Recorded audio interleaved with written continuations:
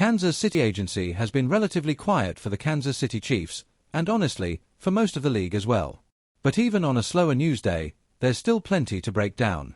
Today we're covering everything happening with the Chiefs, including a key player departures, a salary agency. We're only focusing on players who have officially signed contracts with other teams. If a player hasn't signed yet, there's still a chance they could return. Field was going to change.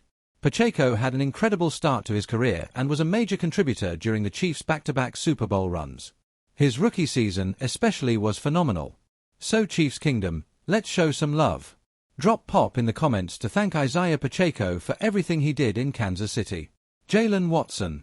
Another departure, cornerback Jalen Watson, who signed a deal with the Los Angeles Rams. This move surprised me a little. I expected the Chiefs to make a push to bring Watson back, especially at a contract around $7.5 million per year, which felt manageable. But the Chiefs seem to have made their strategy clear this offseason. They are prioritizing spending on a defensive line, a protection and weapons for Patrick Mahomes. Meanwhile, they appear comfortable going younger and cheaper in the secondary. Brian Cook. Safety Brian Cook is also heading out the door after signing with the Cincinnati Bengals on a 3-year, $40.2 million contract. Could the Chiefs have matched that deal? Absolutely. But it likely would have limited their flexibility to retain other key players or pursue additional free agents later in the week. Josh Williams. The final notable departure is cornerback Josh Williams, who signed with the Tennessee Titans. Williams actually received a stronger contract than many expected, and the move makes sense considering his connection to Titans GM Mike Borgonzi, who previously worked in Kansas City. Chiefs salary cap update.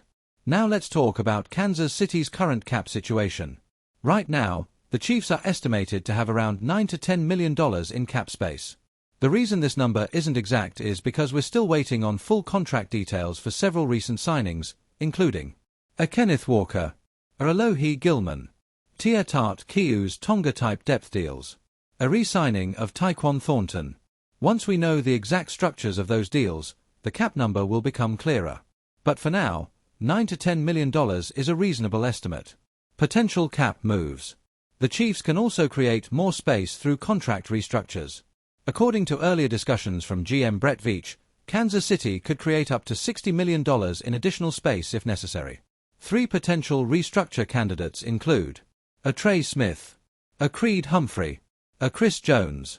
However, restructuring Chris Jones would be risky long-term.